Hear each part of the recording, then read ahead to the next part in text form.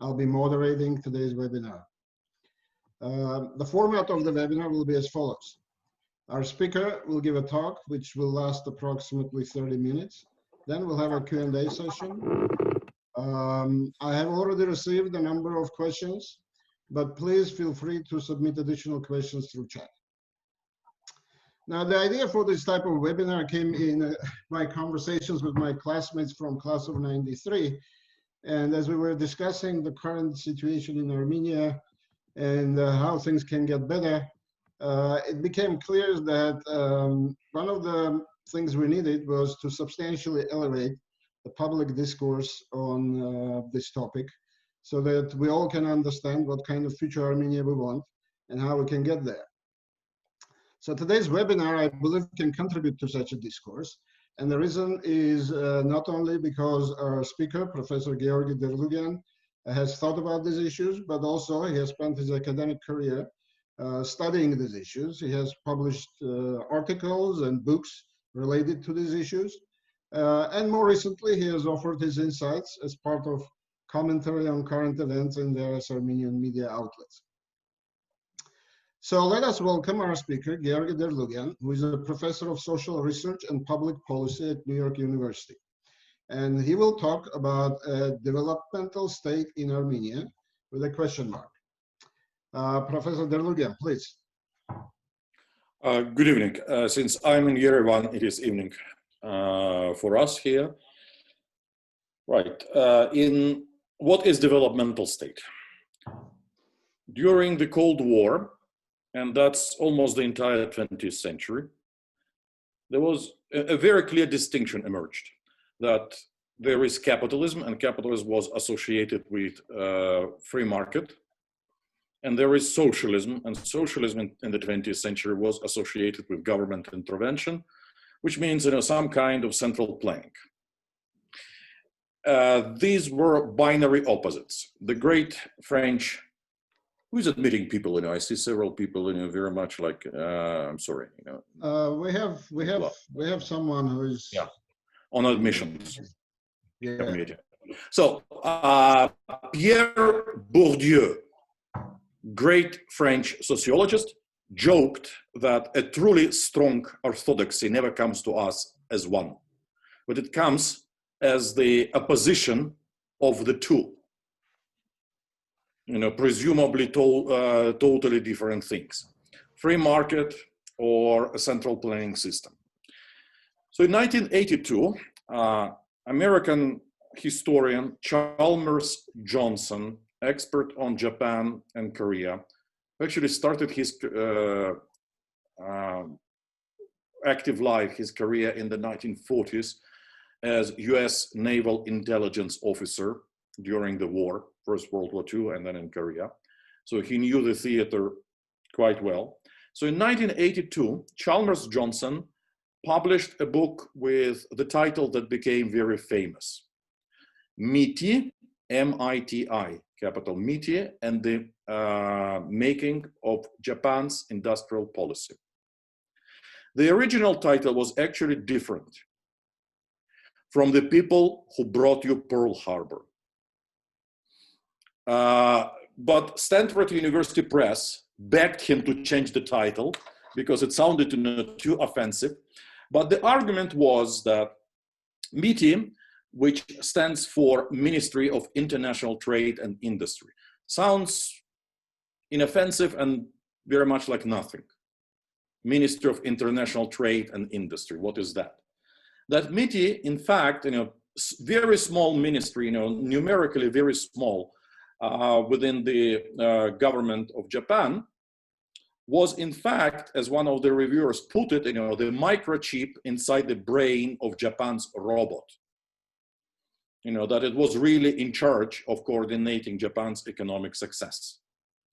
So the awkwardness was that before 1945, this same ministry had existed. You know, it dated to the 1920s actually, and its name originally was the Imperial Ministry of Munitions. Министерство производства боеприпасов. And munitions is everything. You know, it's non-ferrous alloys, and it's chemical industry, It's metallurgical, it's metalworking, it's transportation.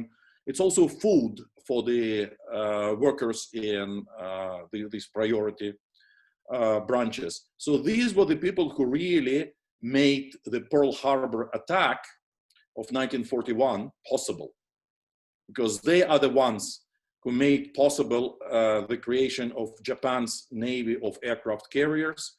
They produced the torpedo carrying airplanes. They helped produce the torpedoes themselves. What is interesting that the United States, having occupied Japan, did not disband this ministry. They left it in place.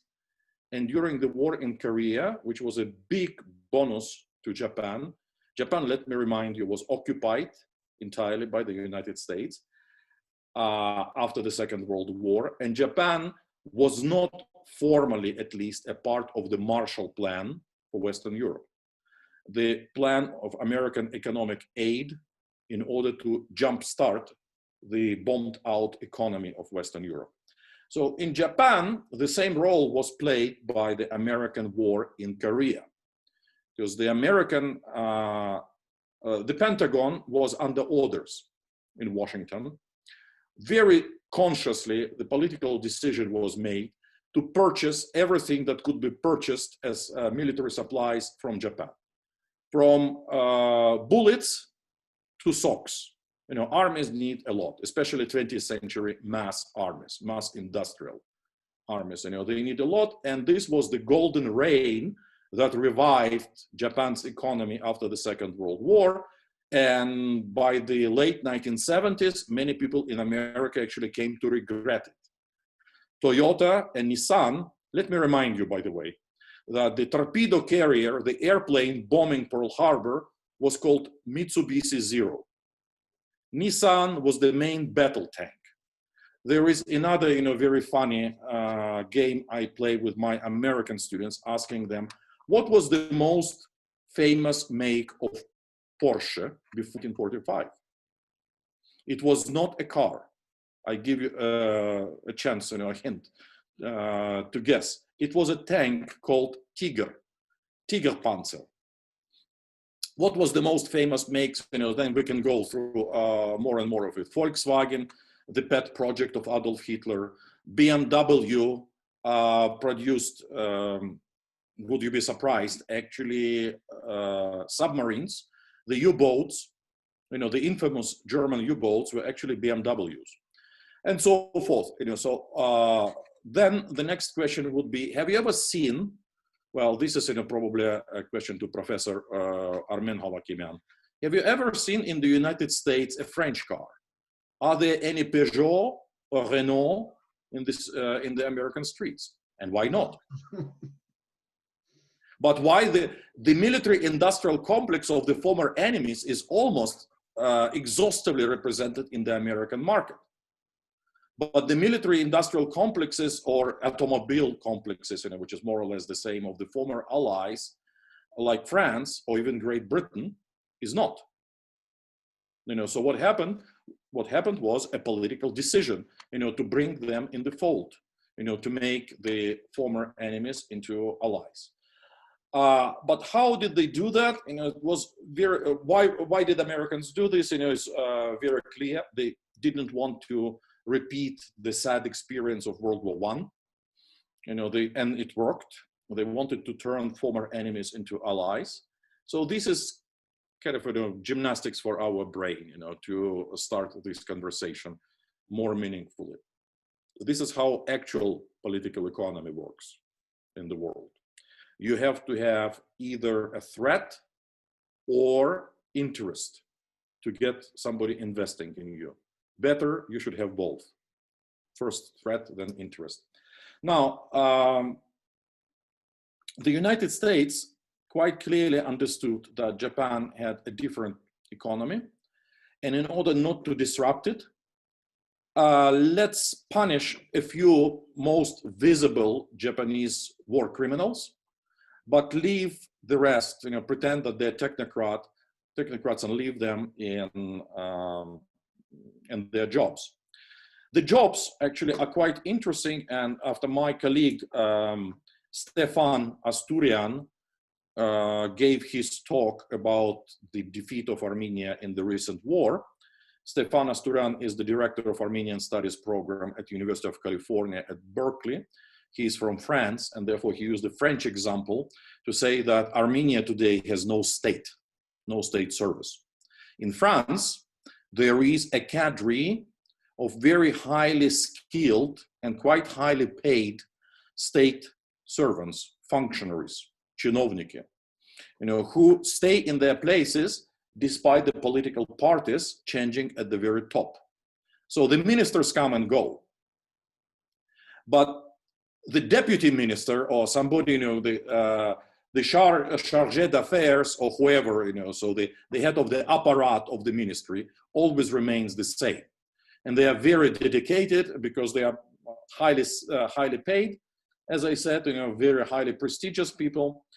Because they come, and this is another question, many people immediately make this mistake. I'm sure in this class of people, American University of Armenia, nobody would make this mistake. What is the most prestigious university in France? Of course, you know that this is not Sorbonne. Sorbonne admits anyone. It's the City University of Paris, really. It is Grande École, where it is very difficult to get admitted. It's École Nationale d'Administration, ENA, the National School of Administration, École Nationale des Ponts et Chaussées, the Highways and Bridges National School, École Nationale des Mines, École Nationale, the National Mining School, École Nationale Polytechnique. So this is where the technocrats are bred. When you get into one of those schools, from freshman year, from day one, you start getting, last time I taught in one of those, my students, starting from the first year, received actually a stipend from the government of French Republic of 1,800 euros a month. And their work experience towards the retirement would start from day one at school. So what in Russian was called рабочий стаж.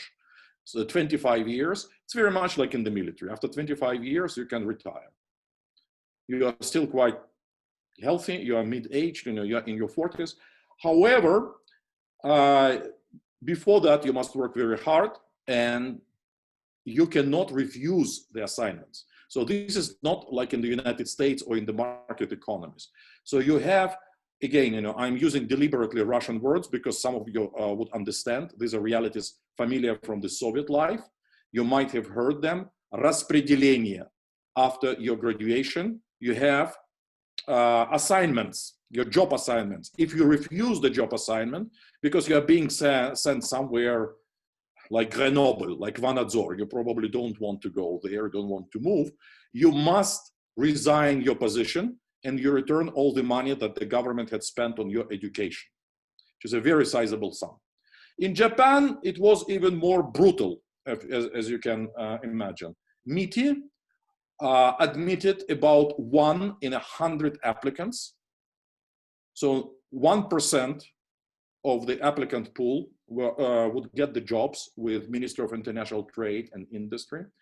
And they would not even take any applicants outside of University of Tokyo, the top university in Japan. Sometimes Meiji Gakuin in Yokohama, but basically it's the top 1 or 2 universities in Japan, and only 1% of those top graduates would ever get the job. Was the job so desirable? Well, you work long hours. You really were like, it's like Japan. You work very long hours. Or very much like in the Soviet Union, in the Stalinist times, people worked nights, because Stalin was insomniac, as you know. People had to work very long hours, including holidays.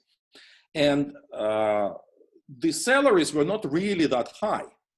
However, there was prestige of being part of the Ministry of International Trade and Industry, because these were the men, and they were predominantly young men, who negotiated contracts between the major Japanese corporations. Essentially, they worked as Gosplan.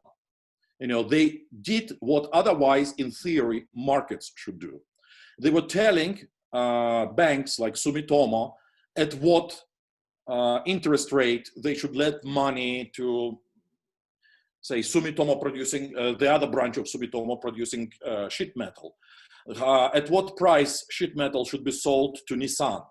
What should be the price for the Nissan cars, and then how Japanese government would help export Nissan to the new markets, starting of course from the United States, because it would take a lot of political lobbying to get into the United States market, domestic market, which is the biggest consumer market in the world. And as you can see, France failed to make that investment, but Japan did, and this is why there are Toyotas and Nissans everywhere, rather than Renault or, for that matter, Fiat.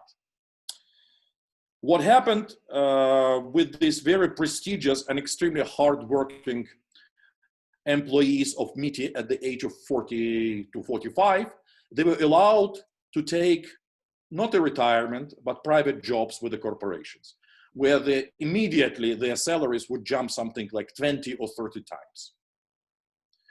Because everybody wanted to have, this is very much like again, in the Soviet times, former employee of Gosplan or of Central Committee, Industrial Division. What this means is that there is something in between the market, free market models, which are very much in abstract taught in the departments of economics coming from the United States, and between the political economy of socialism as it was known back in Soviet times. There is something in the middle. And Chalmers Johnson suggested calling this developmental state, where state creates special agencies and policies in order to stimulate industrial growth. And much of that growth would be very aggressively directed at exports. Once there were enough people studying this hot topic, people like Peter Evans, University of California, Berkeley, noticed, by the way, almost no one was an economist.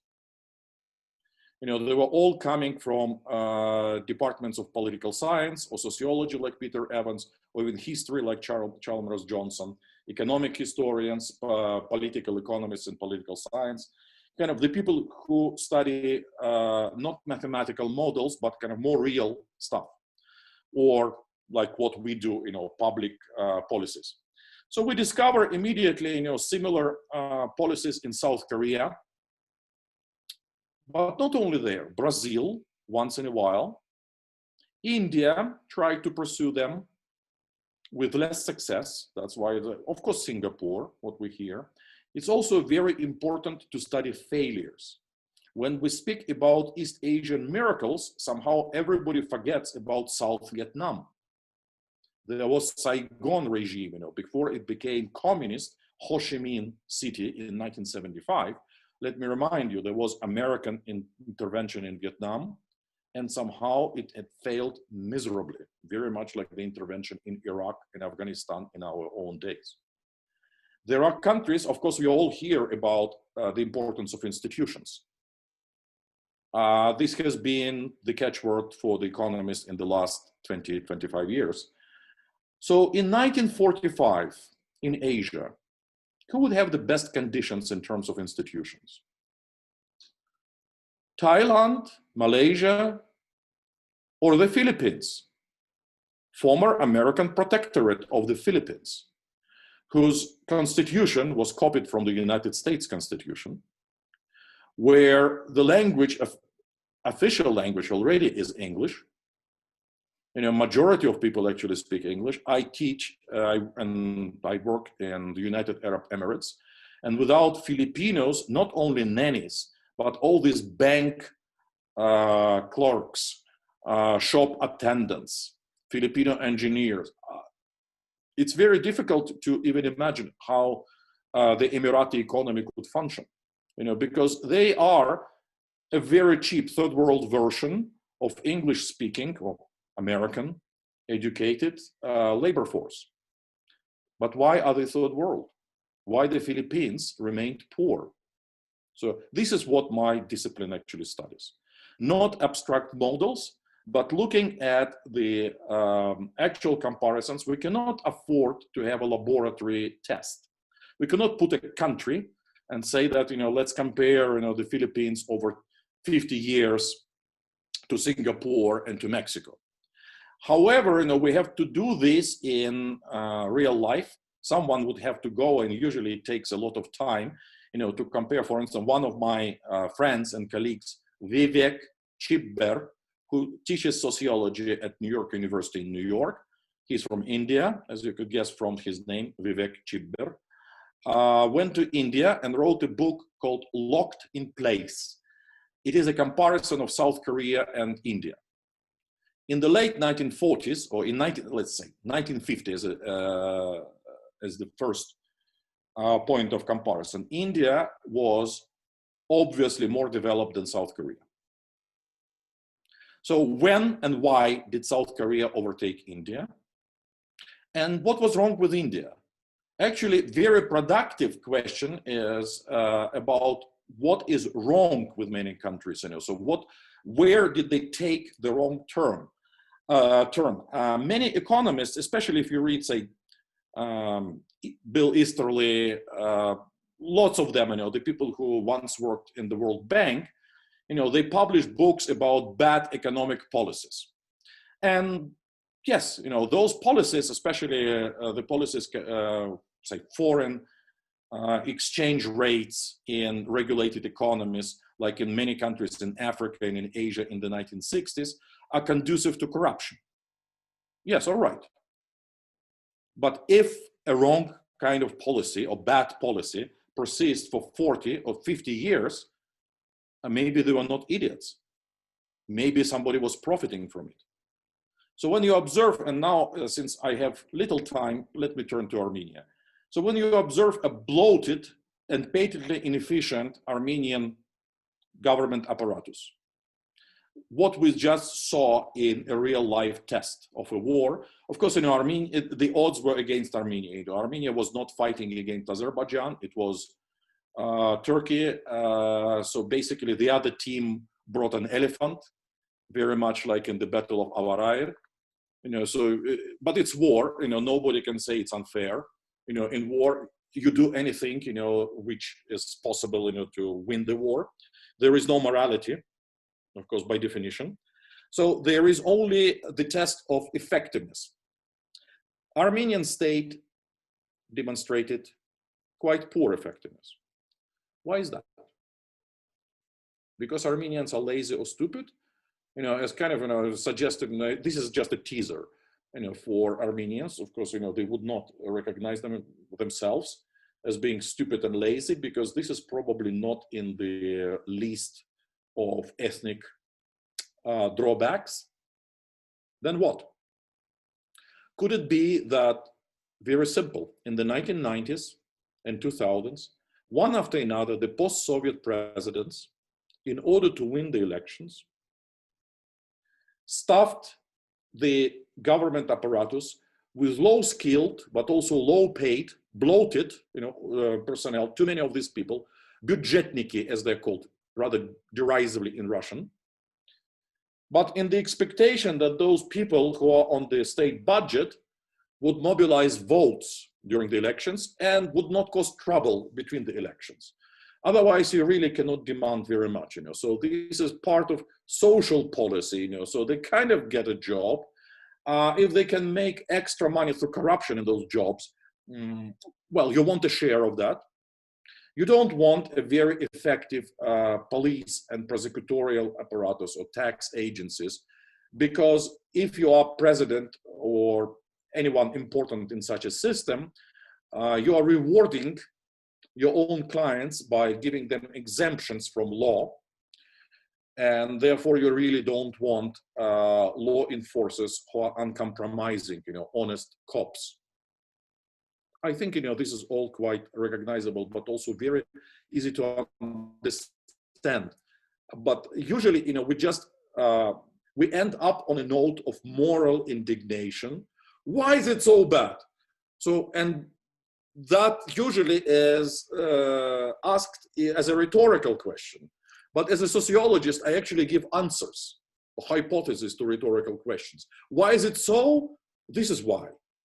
There is a wonderful book by Bulgarian political scientist who works in the University of Ohio, my friend Venelin Ganev, Stealing the State. So it's about his own Bulgaria in the 1990s, but how Bulgaria became totally corrupt because one after another, the politicians, in order to reap the profit from the office, they needed actually, you know, to disassemble effective controls in the state, you know, because the controls would chain themselves. But then we get into an even more interesting question: how Bulgaria got less corrupt? You know, how did it become less corrupt in the 2000s in order to qualify for the European Union criteria? So in this case, it was the big carrot. Bulgaria and Romania could get into the European Union. And for this, interestingly enough, it turned out that the people, and by the way, you know, President and Prime Minister of Bulgaria at that time were men in Adidas jumpsuits. I mean, literally, you know, they walked into their office in, you know, sportivny costume. You know, it's because they are former bodybuilders. Of course, you know, in the 1990s, they become the local mafia enforcers because they are mafia enforcers. You know, they rise in they're criminals. They rise to become politicians. So this is this kind of captured state. Why it is no longer captured? What happened? They needed, in order to get the goodies from Brussels, they needed the people who could be a good facade you can put to the visiting European officials. And those were mostly women, educated women in nice, smart suits, who could speak German and English and French, who carried professionally their laptops, who could speak about transaction costs and etc. You know, Kristalina Georgieva, I think, you know, who is now the director of IMF. People like that. And what is interesting, you know, here we all hear about gender studies, and gender studies is usually again about complaints. You know, why is it? But here is a very interesting, you know, gender aspect to this. When being a woman within a very corrupt, bureaucratic, formally bureaucratic state structure could be an advantage. When really corrupt men, they go to the sauna or they go to the gym to exercise. They don't take you there because you're a girl. You know, they don't drink, you know, at least, you know, with girls from, you know, if they take girls, you know, they're very different kind of girls. So you are excluded by your gender automatically from the main arena where corruption deals are being struck. This means that by default, you're uncorrupt because you were never invited. But you are very necessary, you know, because the dynamic, the institutional dynamic is that you are very necessary as somebody, as Sherpa, as you know, of course, you know, this expression, you know, to be sent to Brussels. And what is very interesting, Venelin reported with a chuckle that when these mostly young, educated women, Bulgarian, Romanian, met in Brussels in the evening, when they were unwinding probably over a glass of wine, they would complain that Europeans look down at them. Okay, Bulgarians, Romanians, you know, that's not so important in Europe. You know, we're speaking about late 1990s, you know, the negotiations about accession to the EU. And then they would say that these Europeans lack culture. You know, they lost spirituality. They don't have Tolstoy and Dostoevsky like us, which is Romanians and Bulgarians, you know, claiming, oh, why not? You know, part of Tolstoy and Dostoevsky. You know, this was part, of course, of their Soviet bloc education, which was not so bad. Now, how does this all relate to Armenia? Armenia at the moment is a small, defeated country. Let's recognize it. It's defeated militarily. I am not going into any blames, you know, so who is where, you know, so this is the fact. And there are two prospects for Armenia.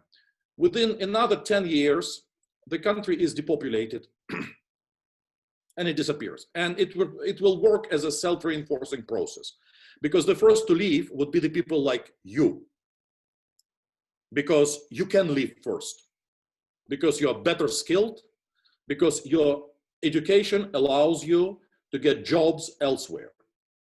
Next will be the people who speak Russian, and they will leave for Russia.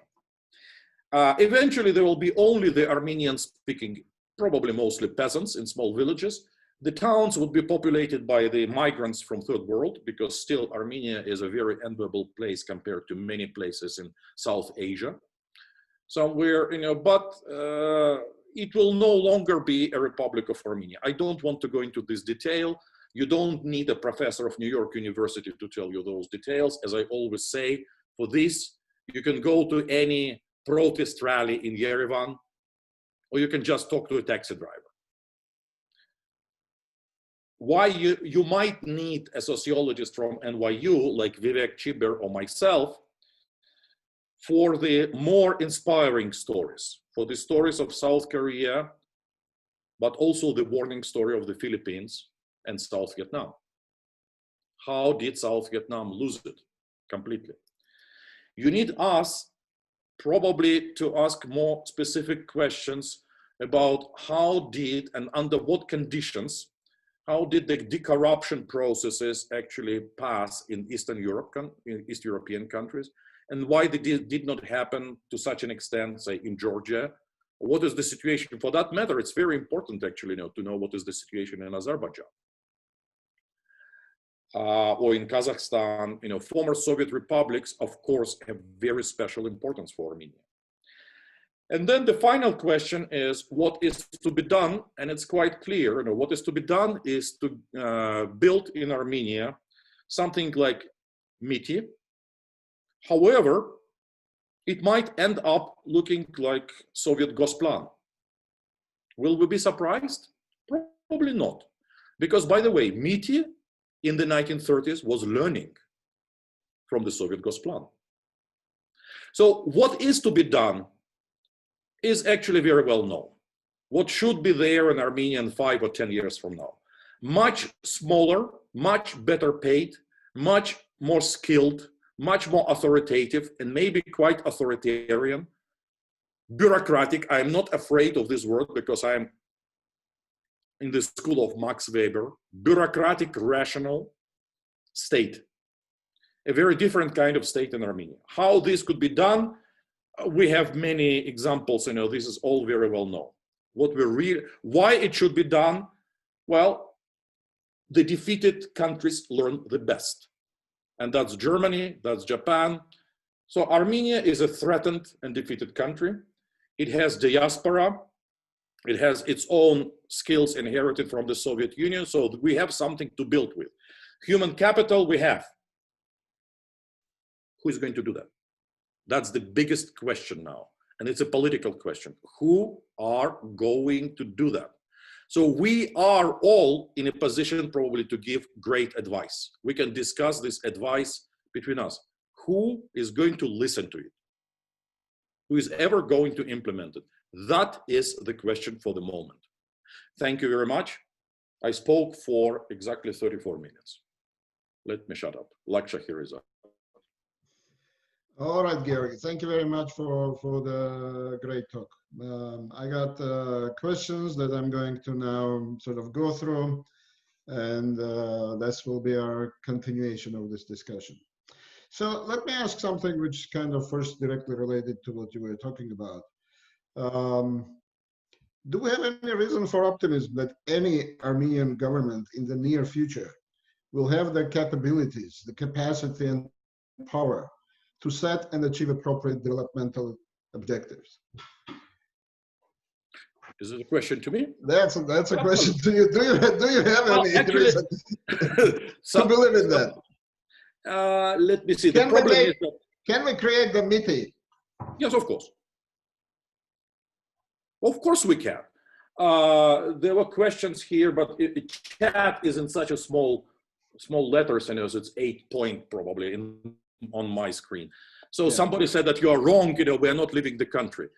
I am describing one of the trends. Of course, you are not leaving the country. Too many others are leaving. It's not only reversible. Look at me. Why I'm not speaking Armenian to you? Because I'm actually not Armenian. For many times in my life, people said that you are not a real Armenian, and I admit that I am not. I'm actually from Krasnodar. My grandfather married a Cossack. My father married a Cossack. My native language is a Cossack dialect of Kuban. I'm here by choice because I actually like it in Armenia. I hope, that there are many other people. I was always hoping, to retire in Armenia. I twice actually built already houses in Yerevan. So I'm now broadcasting from my home, although I have Makaravank background. This is a picture taken by my son, who is a filmmaker. So is it absolutely it is possible, because elites start working better when there is a gun put to their head. I mean, literally, we have this is one of the most robust findings from, again, Southeast Asia and actually Western Asia. So why Greece is less performing, although it's still, Greece is much better performing, than the Middle East, but Greece is less performing than, for instance, Israel, because it's less threatened. It is threatened, but not enough. So the elites can often afford to be corrupt and inefficient. There is less of it's very brutally simple Darwinian in that respect. So Armenia is in exactly such a moment. Armenia is suffering from the same thing, which is also the greatest advantage: nationalism. Armenians have a very strong sense of nationalism. You call it patriotism, you call it ethnic identity, but this is basically national belonging. I must admit, I also caught it. My wife is a real Armenian. All my brothers-in-law are kind of real Armenians, so I'm part in it. It's very strong, but also it's very blinding because it's very strong. It's very blinding, that's why we have so much emotion in the public sphere. This will pass. Is it possible, to create a more effective state?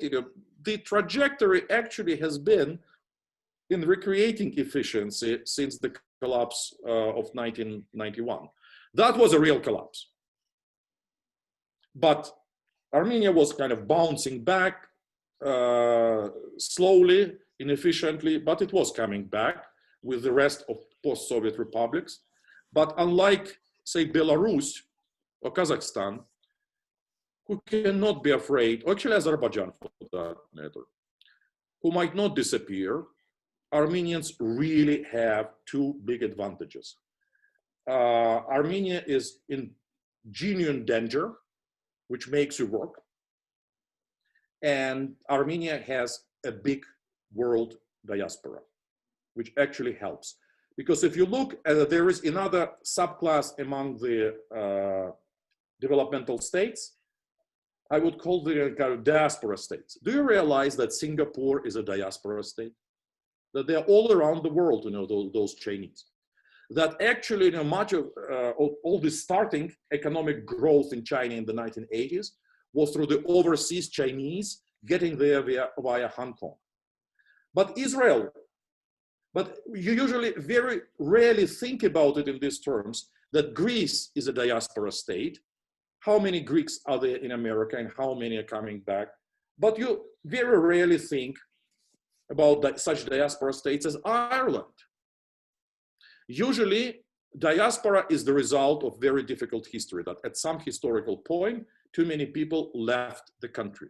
And because those kind of very difficult historical experiences create strong ethnic attachments, this is why Greeks, the Irish, Jews, even Chinese, Armenians, the Copts in Egypt, they have strong attachment to their countries.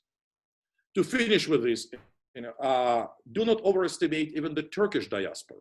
Do you realize how many Turks returned from Germany with knowledge, with skills, sometimes with their even working tools? Because back in Turkey, they would enjoy a higher status than in Germany. And much of the explanation for the economic miracle that Turkey had registered in the 1990s and early 2000s, by the way, that was the springboard for Erdogan, was with the Turks coming back and bringing capital, human capital and money capital from Germany. So this is why I think, when I go through the list of Armenian advantages, too many things check. Yeah, we have it. Yeah, we have it. Yeah, we have it. So what is missing is political will. But we don't know what is happening now in revolutions. And now Armenia is in kind of half revolution, because military defeat always causes some kind of revolution. Revolutions always happen in the squares, but they end in the offices, in the corridors, where the deals are struck. So I hope, I don't know, but I hope somebody is striking deals right now. Somebody is planning for this. And it would be actually quite easy to seize power in a place like Armenia, because once you have a program, people are yearning for a program. They want to see that. You win. It's a democracy. As long as there are democratic institutions left in Armenia, as long as you can appeal to the population at large. And by the way, Moscow or Washington or Paris are not going to object very much, because they don't care very much. And then it is actually in Moscow's interest that Armenia pays for itself. And Armenia is a very valuable asset. One last thing to mention, somebody, a very big name economist in Moscow, whom I'm not going to mention because he's really big name, and he's part Armenian, which very few people realize, joked to me, he said, Georgi, do you realize you are Kaliningrad Oblast now. You're an exclave of Russian Federation, but not officially, which means that you are not under any international sanctions. You have good relations in America, you have good relations in France, and therefore Armenia is potentially something like Hong Kong to China. So this is my optimism. I see that the game could be better. I'm sorry, there are so many questions in the chat, but I will need to read. Probably I'll read them for you, Georgi. Yeah. So I'll ask. I also a bunch of questions beforehand. So a couple from the list that I got beforehand, and then I'll go to the chat, and I'll go back. So here's one question.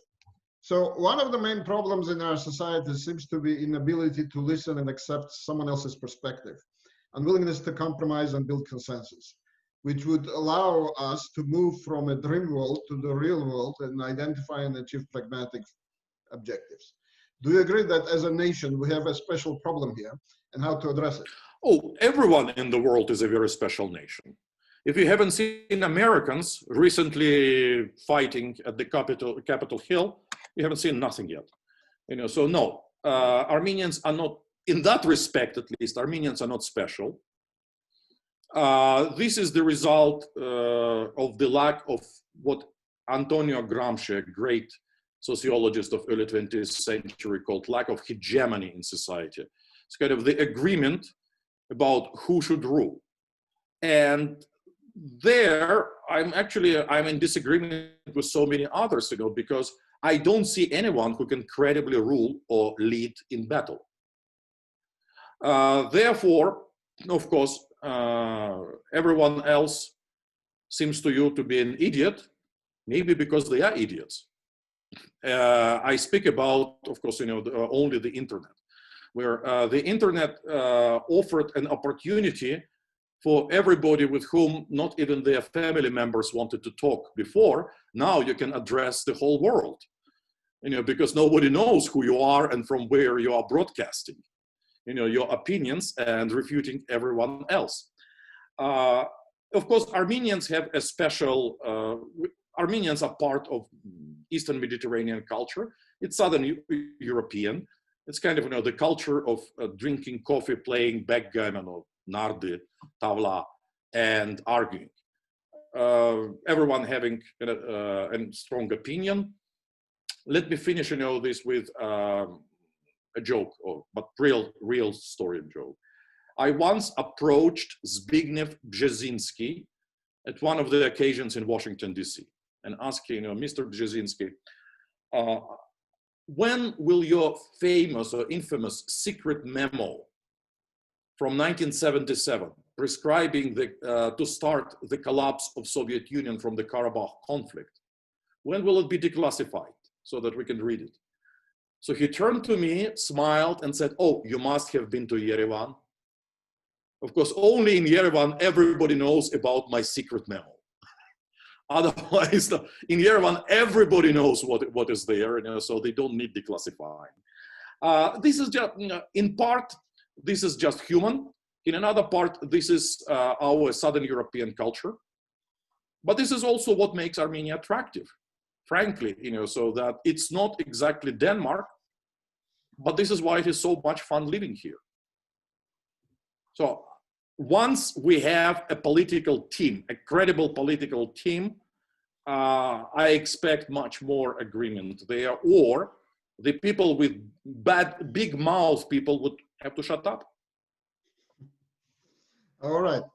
Let me switch gears a little bit. Here's another question. So the government, and you kind of touched upon this a little bit during your talk. So the government of Armenia is 90% male-dominated entity. EU's Gender Action Plan suggests gradually increasing women representation in the government from 5% to 10% to 15%. What other more robust policies may you suggest to quickly increase women's representation closer to 50%? Why 50? Why not 60? No, seriously. Right. Why not 50? Because these are, as everybody understands, quite artificial quotas. The gender situation in Armenia is actually, speaking seriously about it, it's very interesting because it's very much unlike the rest of the Caucasus. I was, a couple of years ago, I had a guest from Poland. She's a blonde, kind of very Polish woman, professor of sociology. We walked around. It was very interesting, to see her reactions to Yerevan. First, she said that, taxi drivers give you a real price. So many things, which you take for granted, because this is normal in Yerevan, and it's like breathing air. You notice the lack of air only when there is no air. The people who she enjoyed watching how the people who fish, who sell fish, fishmongers, how they clean their ishkhan. Said, these people really like their jobs. And finally, she said that, Georgi, there is something which is missing. And it took me 2 days to realize what is not there. Said, in Dagestan or in Chechnya, I have to cover my head because I'm a woman. In Dagestan, men are whistling to me, because I'm blonde, and they think, I'm easy. In Georgia, cars stop all the time, the door flings open, and they invite me, Devushka, let's go to a restaurant, so let me show you Tbilisi or something. So I'm very, very used to putting them off. This never happened in Yerevan in 2 days. So this place is very safe for women, much safer than I'm used to. At the same time, a couple of days ago, I was interviewed by Armenian journalist. I don't know why he wanted to make the point. He said that, Alexander Tamanyan, the architect, but he was podkabluchnik, he was under the heel, in English, you would say under the thumb of his wife. To which I responded, so am I. So what do you mean, you haven't seen my Arusyak. So you don't really realize, who is the head of the family, who makes all the decisions. I'm very happy with this. So in this, I think, there is something, okay, now, from jokes, and jokes are very important, because serious jokes lead you to theory. There is something which is very different, which is actually very radically different from many parts of the Middle East and especially the Caucasus in the gender situation in Armenia. My hypothesis is that this is because Armenians lost their historical warrior estate, the Naharar, because Armenians historically, well, the important exception of Karabakh, were reduced to the social structure of cobblers or shoemakers and priests. Sapožniki и священники. And that probably created a very special gender situation, which is conducive actually, to advancement of women. Second, it was the Soviet experience, part because the Soviet Union was committed to equality, at least in its ideology, but even in greater part, simply because so many men were killed in the 1930s and the 1940s. So many women, had to advance into their positions. During the 1990s, the calamity of the 1990s, much of ground was lost, especially in gender equality, in all kinds of equalities. Inequalities became, income inequalities, education inequalities, linguistic ability inequalities, became gigantic in the post-Soviet collapse. We are coming back to that, and I think, that precisely because women, because of gender stereotypes, in many societies in our part of the world, are expected to study better. They are better in school, they are better behaved. It's not so shameful to be a straight A student, отличница. I think, we have a very important pool of talent among the women. And I think this could have very important political implications. So as I mentioned in the case of Bulgaria, decorruption in Bulgaria, it's not that, don't get me wrong, women can be very corrupt too. Women can, I don't buy this, that women are non-violent. Women usually just don't have opportunities, to be violent or domineering, except that they become mothers-in-law. However, young, educated, urban women are a very important political reserve. They must be attracted into the government service, and they just must be encouraged to make careers themselves, careers open to talent, not by quota, simply because you're a woman, because then of course you create entrepreneurs in identity that promote me, very much like in the Soviet times, because I'm working in peasant background, promote me, I expect promotion because I'm this and that category. But because in Armenia, it would be actually much easier than in many other societies to break down the barriers, to open them to talent. And we need talent. Let me shut up here. All right. Let me ask another question from the chat. So is your vision of bureaucratic state compatible with current visions of democracy promulgated, say, by the Department of State of US? I hope they're not in very big conflict, at least, because you don't want to be in conflict with State Department. In Armenia, we are in an even more awkward position, because you have to realize, that geopolitically, Armenia is between Turkey and Russia. Like it or not, but that's where we are. Politically and economically, we are between, again, Russia and the United States and European Union, but also United Arab Emirates and Iran with all their quarrels. Armenia would have to be humble and nimble for these very reasons, because Armenia is on the rift, geopolitical, and many of the problems between Russia and the West, unfortunately, are Armenia's problems. Bureaucratic state is an effective state.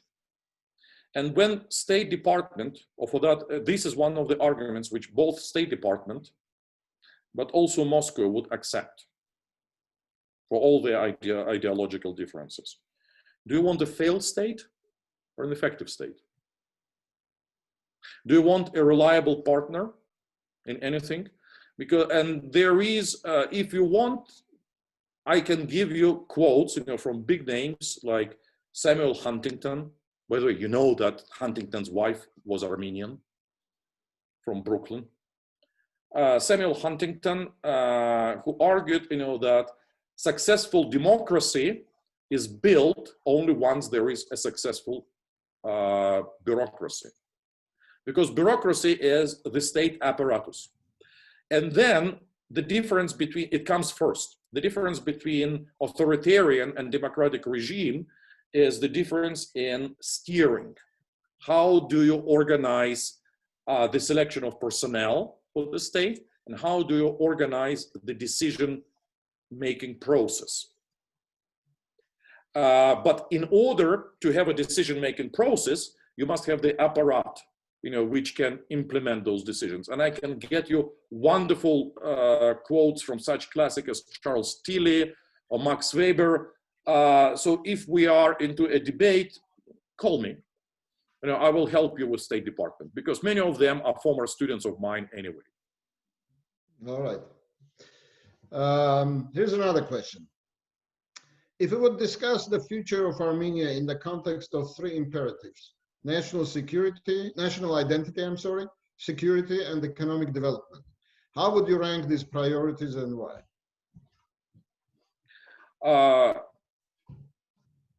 It is development, because very much like, say, South Korea, or all of the examples, we know, almost all of them.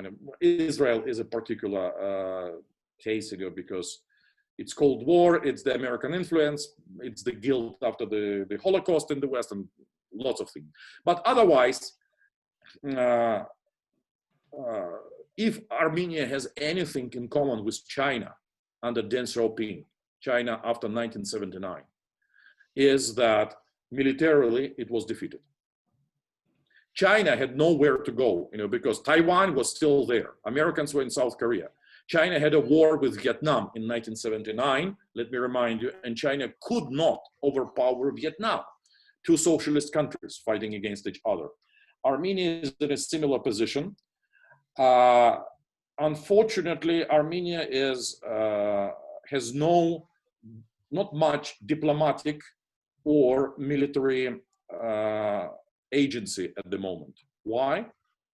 Because even in diplomacy, nobody is going to talk to you seriously. Politely, yes. Politely, they might talk to you, because this is not a negligible advantage. Armenia is a internationally recognized state. Compare this to Artsakh or to Abkhazia or even to Kosovo, which is kind of partially recognized internationally. So Armenia is a bona fide, a real national state. However, it has no leverage of any kind. It's a recipient of aid. It can have no respect. It's kind of poor relation in the family. So the goal is to gain leverage by becoming more than poor, by becoming middle income relation, or maybe something even more than that, something very useful to others, and then you can negotiate. You must create your own advantages in order to negotiate, and that comes with military security. For better, again, or for worse, Armenia, let's face it, is a military protectorate of Russia at the moment. The fighting is done, the protection is done by the Russians for their own reasons. Yesterday, I think I gave an interview on CivilNet to Eric Hakopian, Hakopian, who would pronounce him since he's from America. Right. And I started it by reminding the listeners that in international relations, there are no friends. There are only interests. But Russian interests now coincide largely with the interests of Armenian survival. Simply why? Because Russia was essentially attacked from the southern flank. This is why, of course, all this talk about Turkey being a partner, let's not get into this discussion because it's already 8 o'clock. I see here, we might not have enough time, and we don't have enough kind of open evidence. I don't want to be just second guessing the course of action chosen by Vladimir Vladimirovich Putin, but it actually shows in fairly specific directions, what is going on. So really, there is one arena where Armenia can act, or Armenians in Armenia can act, and that's economic development through strengthening the state. Because private business in Armenia or in diaspora is not going to do it alone. It's not possible. It never happened actually historically. You have to be very naive to think that even England in the 17th or 18th century started their ascendancy towards capitalism with totally free market. You have to study history, what actually happened. If you wish, I can give you more names. I have a book in Russian and partly translated into Armenian, Perspectiva Armenia. It's under my name, Georgi Derlogyan. I can share, PDF file if you wish, where all the, not all the, but the necessary quotes are there. The necessary leads, what else, to read, where I explain what is the actual understanding of historical sociologists from what we really studied in the archives. How did the English, how did the Germans make it? It takes several days, I'm sorry, but I have a small course. It takes several days to explain, but state is of paramount importance in every effort over there. And fortunately, Armenia has at least, if not an effective state, Armenia has a right to have a national state. That's a very precious right in the present day world. Not every, well, look at Kurdistan, look at the Kurds. Not every nation, even big nations like the Kurds, enjoy such right at the moment. They have to fight for it. And Armenia can do it, because Armenia inherited a lot of skills from Russian Empire, from Soviet period, and also from diaspora experience. Armenians are educated and industrious. So that's why I think it's both the only thing that can be done, and it's a very necessary thing, and it's doable. It's possible to be done, to do. What else, right, yeah. Armen? Let me ask you, how much can I impose on you? I know we talked about an hour. I still have many questions. I'm not gonna be able to go over them. But my wife still hasn't called me. All right. So, the first word I learned in Armenian, when I moved to Yerevan, was Hamadzainem. Very good. Hamadzainem. And then, so I know, who is Gilhavor, who is Boroshel in the family, so it's okay. We can speak. All right. So let me ask another question. So I'm reading. For many of us, the idea of sovereign Armenian state translates into the national state, rooted in the cultural identity of the Armenian people. In contrast, most of the Western democracies have been systematically destroying monocultural societies, replacing them with multicultural systems identified with ethnic, linguistic, and religious diversity. All other things being equal, do you think that Armenia's nationalist propensities would effectively derail its prospects of future integration into the brave new world of the West and naturally keep the country in the Russian orbit? Mm-hmm. All right, let me start with the end. All right. The country is in the Russian orbit. Right. So I'm sorry, so we have to deal with the actual game board. So sometimes I compare my job to somebody like a coach in chess. So this is the game, these are the possible moves. These are moves which are prohibited by the rules of the game. I'm sorry, these are the impossible moves. You cannot do that. So Armenia is within the Russian orbit, but not very tightly. And Armenia can be a moral orbit. Now, about multiculturalism in the West, about which historical period are we speaking? you have to realize that Western countries pioneered nationalism themselves. The first country in the world which used nation as the definition of their citizenship was actually the United States of America, but it was in 1776 in the American War of Independence. Before that, it was a specific case, you know, they were considered American Englishmen. So American was a pronoun, it became noun, the Americans. Before that, it was we, the American Englishmen. But look, you know, the first line of the Declaration of Independence, we the people. The second, you know, so the people means the nation. You know, this is essentially the same here. Why it is important? Because again, we have to go still further back in history and realize that previously it was actually very normal that there would be a ruling elite of foreign extraction, that there would be Turkish Sultan and you pay dues to them, you know, that Russian Tsars would marry German princesses, you know, like Catherine the Great, you know, all the time. You know, it was quite normal, you know, or that the Russian aristocracy, if you read War and Peace by Leo Tolstoy, they spoke most of the time among themselves. They wrote letters in French. This was normal, actually, you know, in pre-democratic states, because there were elite and the people, narod, as they called it, you know. Then narod, or the people, le peuple, became the legitimating mass of nation states, and the most developed countries in the world became national states in the 19th century and early 20th century.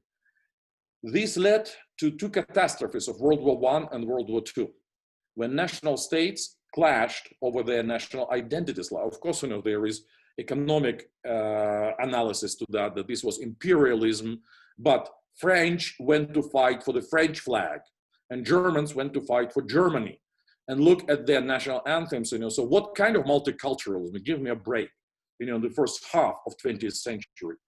And then multiculturalism emerges only after 1968. Multiculturalism is actually a legacy of the dissident rebellions of 1968 everywhere around the world. By the way, Armenian struggle for the recognition of genocide is part of that wave of national awakening.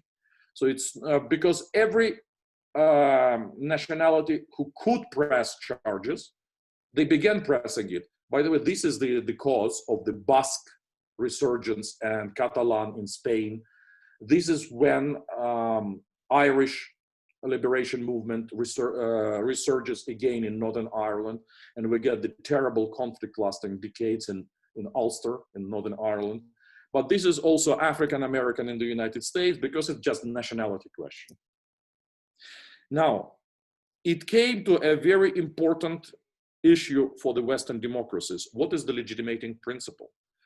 Everything was once very clear, that the people who fight for the country have the right to rule the country. This used to be the knights in shining armor. This used to be the aristocrats, or the Naharar in Armenian history. Then this became soldiers, but once again, male.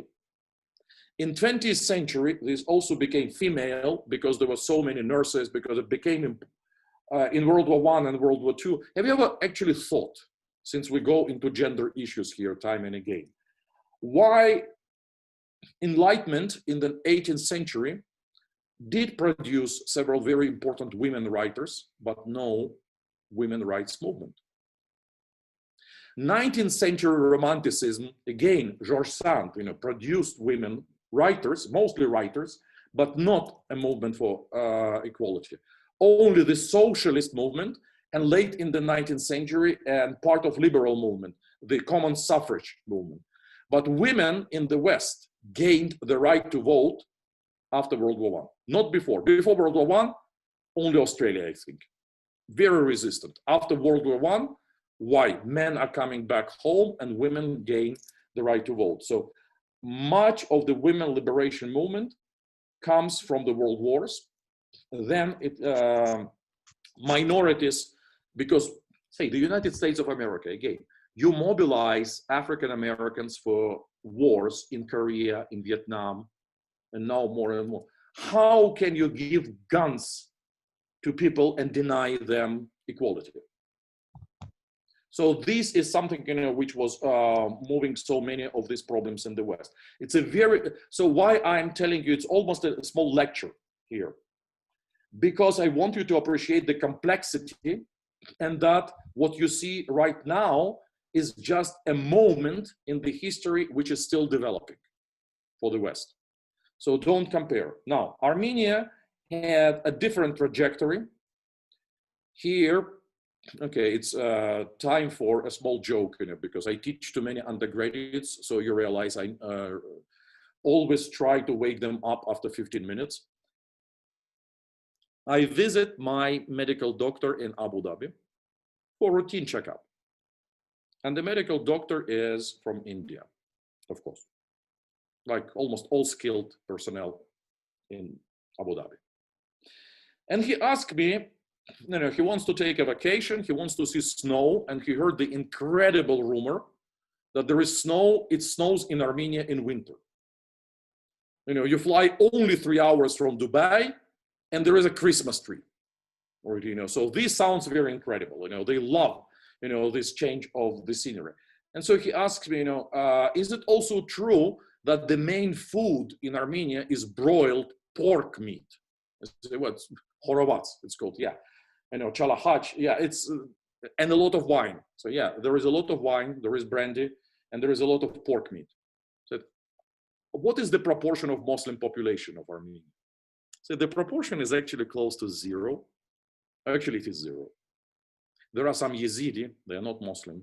There are some tiny minorities. Said, wait a minute, professor, this is impossible. In India, we have 200,000 Muslims. In the UK, there are hundreds of thousands. You are telling me that there is a country without a Muslim population in the Middle East? Say, well, we had a war. We had a very brutal exchange of populations. It's the result of refugee movements, both into Armenia and also out of Armenia. And this is why we have this very ethnically homogeneous population suddenly, and very traumatized by genocide, and that's why such high ethnic solidarity, exceptionally high. It's not the only case in the world. There are other such exceptional states. However, Armenia in the Middle East, yeah, it is kind of exceptional. So do you realize, yeah, I do, doctor, and I do realize that this is very incredible, but it's a very bitter history. I don't recommend it to anyone, but this is what we have. And yes, that makes us very different from the West. Many problems which are there, and frankly, last week or last several days, I've been teasing my friends in Washington, saying, don't you think that I left the United States just in time? That while you have all this rioting in Washington, I'm biding my time safely away in Armenia. We just have the Turks across the border. So Armenia has its own advantages. Part of the advantage is exactly, the historical legacy for which huge, terrible sacrifice was the price. And I hope that Armenians don't squander this. In the modern world, this is a very big advantage. All right. Anything else? Yeah. There are more and more. Mm-hmm. Let me read. So both in the case of Germany and Japan, they were kind of like US protectorates, and US helped a lot, right? So the post-war economic success were greatly tied to the US immediate involvement in economic perks. Can we achieve similar results without similar economic privileges of a powerful world power, and how?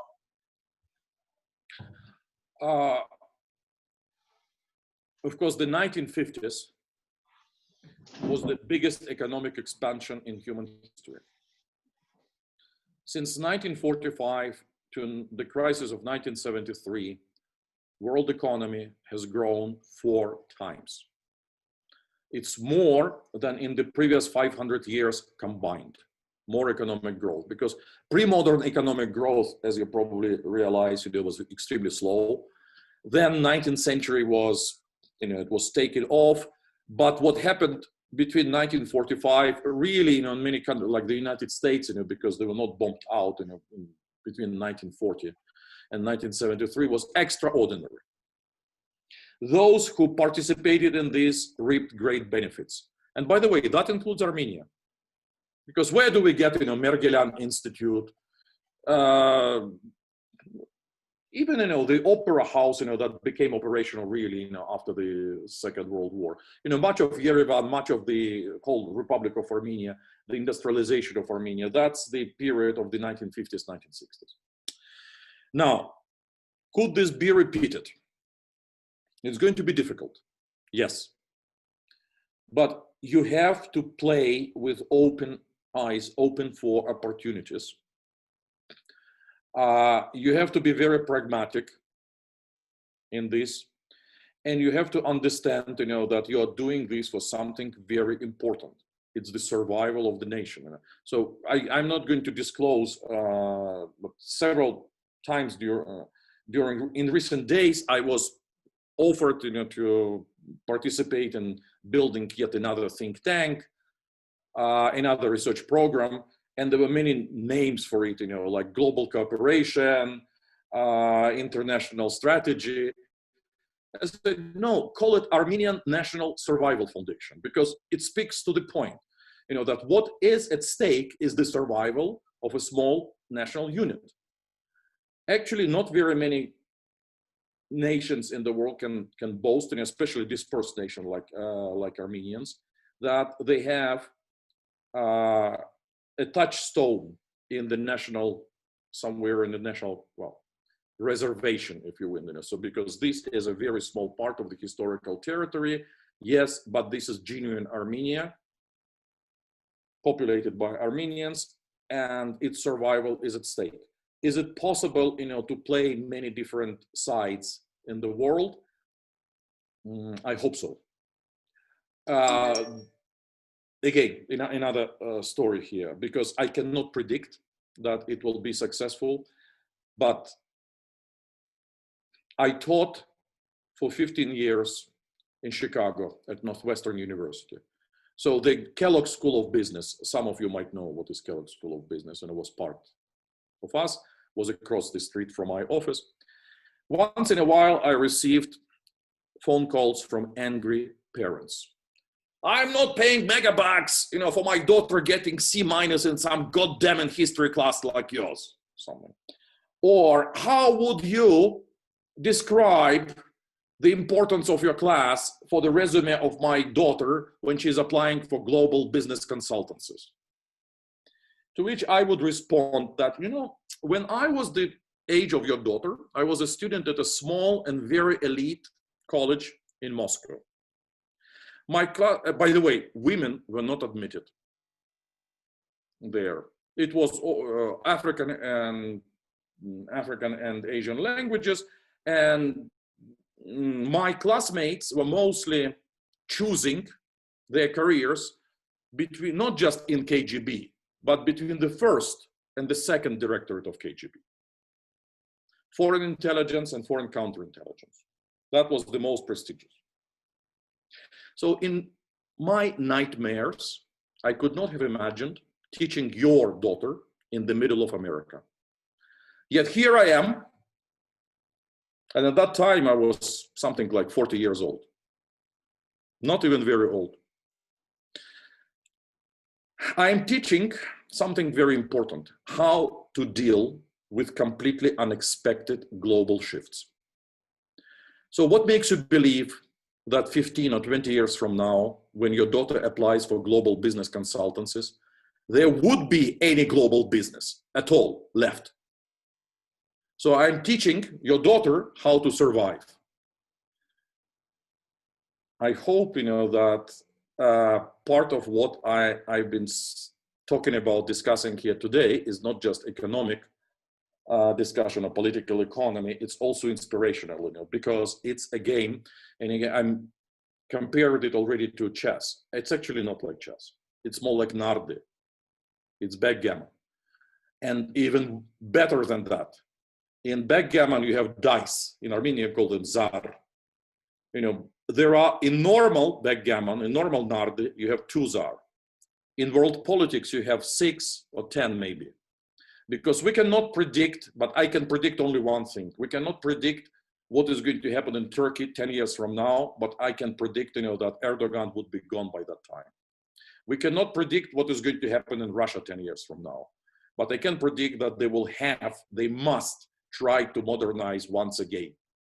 Because too many people, important people in Moscow, realize that they are losing their position in the world. We cannot predict where the ambition would take China. Will it be successful or a collapse? We cannot predict the American situation. We cannot predict Iran. And by the way, we cannot predict, but I would be very surprised if Ilham Aliyev is still in Baku 10 years from now. So there are too many of these czar going in the air. Be prepared. Think carefully about it. Think responsibly. But once again, you know, the question is not how we are going to play it. The question is who is going to play it. Thank you very much. That's enough for this question, probably. And I see that there are very big. You want to pick a question? Or you want me to read? Yes, please. Okay. Let me go to my. So let me ask a little different question. So presumably we have elections coming later this year. We have so many parties in Armenia, yet it's hard to tell what the differences are aside from the personalities. Do you see any important part of the political spectrum missing? And what should an average voter be looking for in these parties? Oh, that's another very deep question. Armenia has a parliamentary system at the moment. Parliamentary systems in general are designed for parties. Parties were a very clear concept in the end of the 19th century and through much of 20th century.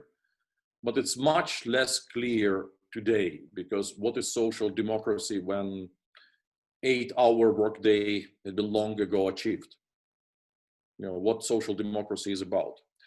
But I think different political stances are coming back, because we had, actually we lived through an extraordinary 30 years when the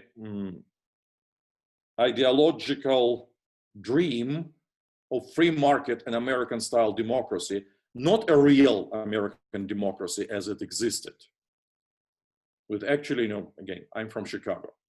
I know how American democracy could operate at the level of Chicago City Hall, you know, or I have seen a lot, but it was a very sanitized version of American democracy and American economy, how they should be working in the ideal.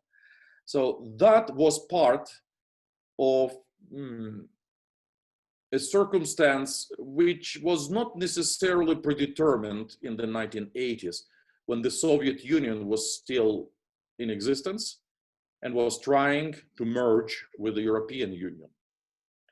So in a sense, by the way, you know, do you realize that communism has not collapsed? There is a cliche about collapse of communism. However, there was collapse of the Soviet bloc. China, even North Korea, Vietnam continue. And some of the most successful capitalist economies in the world are actually former communist countries, like China. You know, just notice that. How many Chinese top businessmen still carry their party cards? If you've been there, you know. So there was a specific period in history. There was a bitter irony when China, much less developed country, had realized the political and economic program of Soviet Union, a more developed country, you know, to combine communist regime with capitalist success and to merge with the West. Soviet Union was going to merge with Western Europe. China essentially tried to merge with the United States. Now this is causing a lot of friction. So what kind of parties are missing? All and none. There is no, well, there are maybe Armenian Revolutionary Federation qualifies as a historically nationalist and at the same time socialist party, because you know the history. Of course, they were founded by the refugees from Russia, you know, by remnants from the people's will, Народная воля, you know, the Russian Narodniki, you know, the terrorists from Russia. So they're kind of there, but it's interesting, you know, that they don't get universal appeal, you know. So somebody who offers, you know, both socialism and nationalism to Armenian audience, you know, should be extremely popular. So that's something, you know, to puzzle you. So I don't think, you know, that this is good time, you know, for political parties. So in this case, you know, for a while, I don't think that there is going to be much competition on ideological programs, because nobody can come up in Armenia, or actually in the world for that matter, with an ideological program more specific than we support freedom, democracy, and everything good against everything bad. However, there are real differences in the actual exercise of power. When state can be monopolized for the benefit of the few who control the appointments. When business opportunities are created by crony connections to the state. We've been there. That's one possibility. It's not ideological, is it? It's a democracy still. It's a facade democracy. It's imitation democracy. It's almost like in Armenia, in America, you know. But hey, they always use two very interesting, very standard, not very interesting, you know, but very standard excuses. Even in the West, building democracy took hundreds of years. Why do you expect us to do it right away? Or this is our kind of national democracy, you know. So this is our Central Asian variety of it's democracy, but it's our Central Asian kind of democracy. Or this is how democracy should look like in our country. So then there is another understanding, you know, that everybody must have access to the opportunities in education, in markets, in government service. That quite often translates into simple populism. Because what is populism? The charge is actually in the correct direction. You know, that even the people who voted or who are prepared to fight for Donald Trump, there are quite many.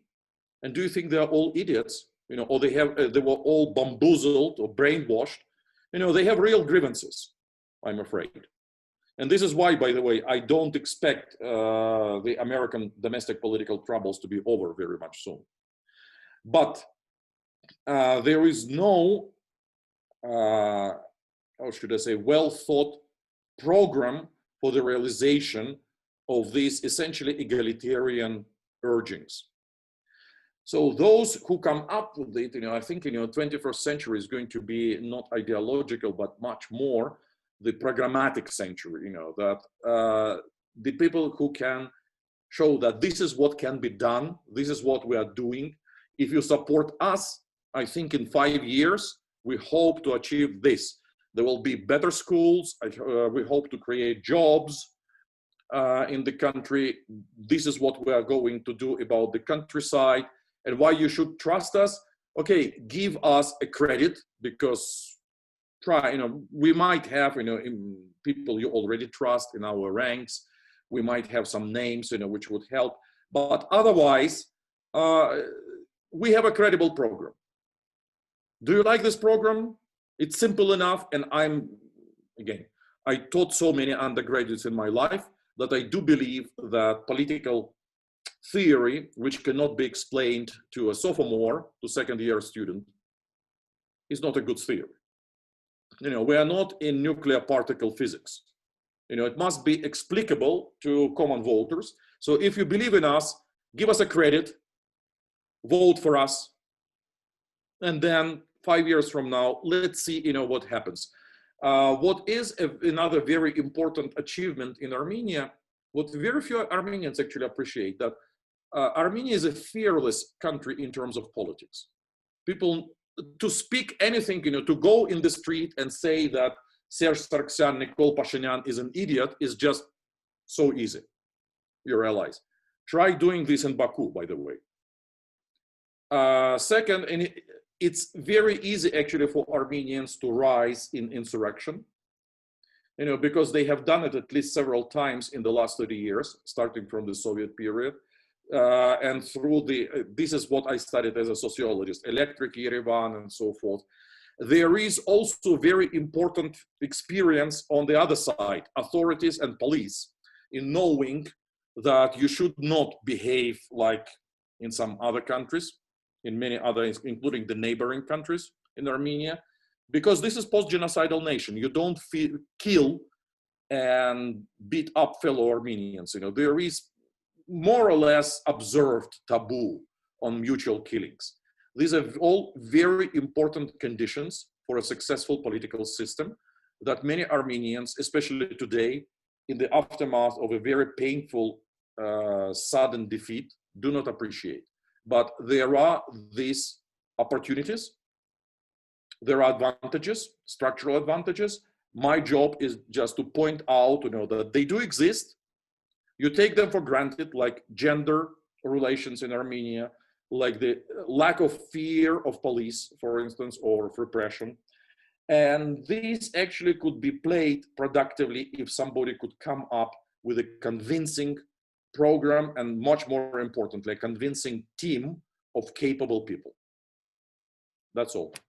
It's not about ideology.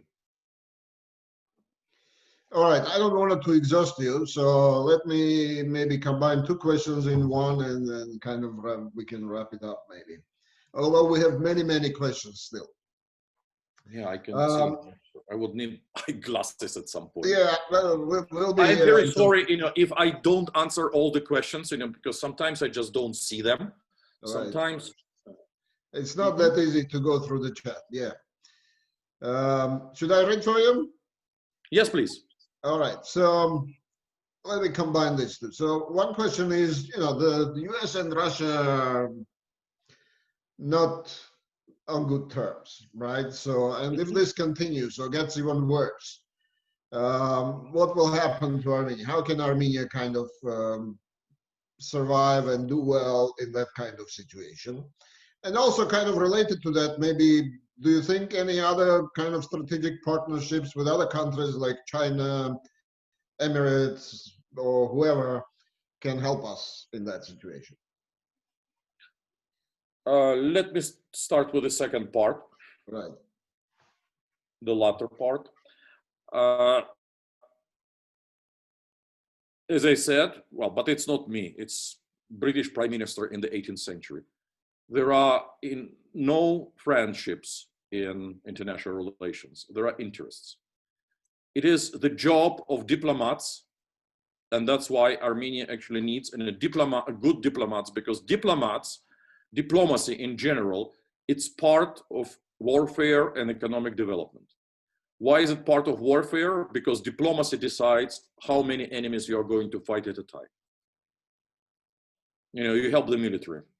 And it is economic, where do your interests coincide? You try to find in specific situations and convince others, that this is going to be mutually beneficial.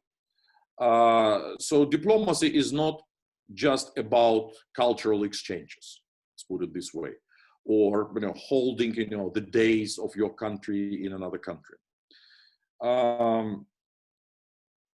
That question I'm not going to answer in any specific, simply because it's not my job. It is the job of diplomats, and what is actually hugely missing in, well, I don't read Armenian, but I think I'm not wrong, hugely missing in the Armenian press. I don't see any international journalism. So it's all about wherever I can read in Russian or English, the Armenian newspapers or websites, it's all about some politician saying regarding the words of another politician, you are a fool. exchanges of insults usually. So we need more here. We need more serious discussion of international relations. By the way, this happens in Russia. This happens in a serious manner. If you follow, say, such names as Fyodor Lukyanov, for instance, or Dmitry Trenin, which is important to know. So in Russia, it does exist, and it doesn't seem to be entirely following the party line. Now, the relations between Russia and America are so bad at the moment that one can hope it cannot go ever worse. In fact, I think, that the biggest crisis, as usual, the crises are always unpredictable. The biggest crisis in the near future are going to be elsewhere, for which we must also, I will just mention this. Do you watch the developments in North Korea? That the recent, I think it was 8th Congress of the People's Labor Party of North Korea, that scrapped their market economy experiment. They're tightening up again, and North Korea is preparing more now, I think, thermonuclear weapons. So I would read, if you can read Russian, or actually he publishes sometimes in English, Andrei Lankov, very important one, probably one of the best, if not the single best expert on both South and North Korea, warning, that North Korean elites have no brakes, тормозов нет, that they simply because they're so insular, whatever, they were always teasing the West. I would be less concerned actually about Iran, because they have a lot of strategic patience learned over the last 40 years. I don't think that the United States are going into more confrontation with Iran, by the way, which is going to put pressure on Azerbaijan and Turkey because they're less relevant to the West as proxies against Iran.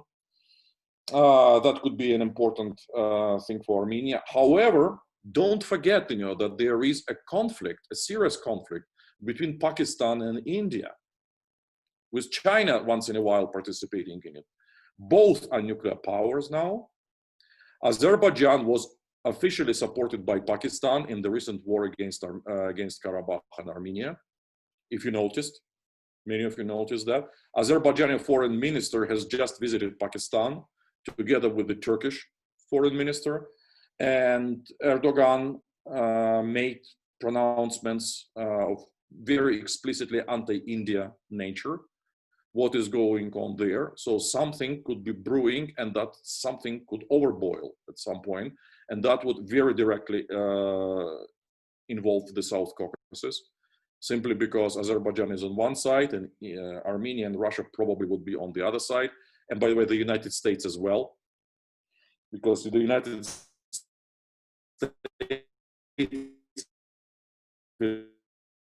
comes to war between India. So we need more to navigate a very difficult international situation. It's going to be difficult, both economically. I cannot promise that the coming year would be good. Nobody can promise that after the coronavirus. The best we can hope is that there will be just as fast a recovery as it happens after deep crisis. So there was a crisis, but so far, we actually haven't seen enough of serious remedy.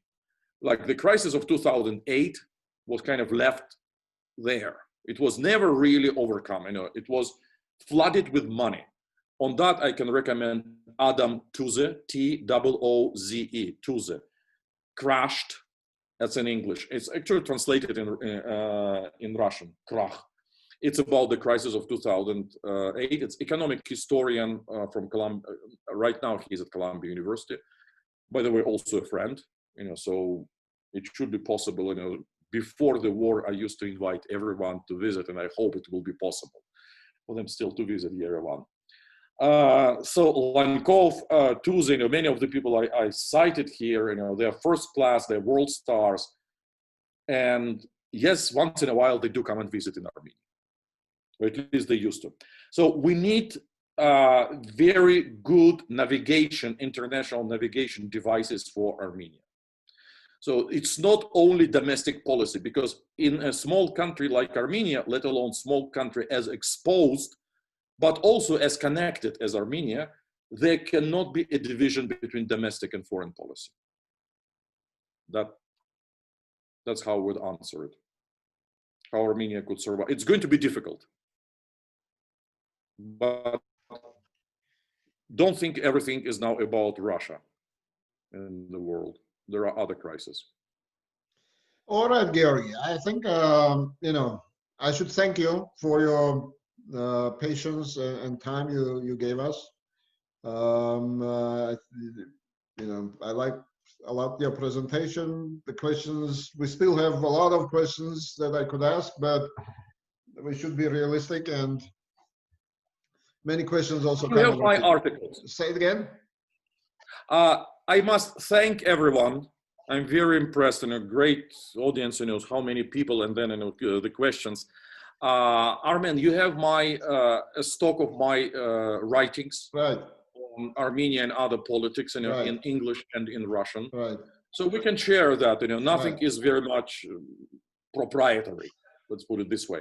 Fortunately, I get paid for something else in my life, so everything is for sharing. Right. So please, if anyone is interested in Georgi's, articles, books, I have some of them electronically. So you can find me on AUA, MBA, site. You can, message me or something on Facebook, and I can send those. All right. Again, thank you, Georgi. Thank you, everyone. Right. Thanks to everyone for participating, for coming, and also for asking all these questions. I'm sorry I wasn't able to read all of them, but maybe another time. Mm-hmm. All right. Thank you. Good night. Good night.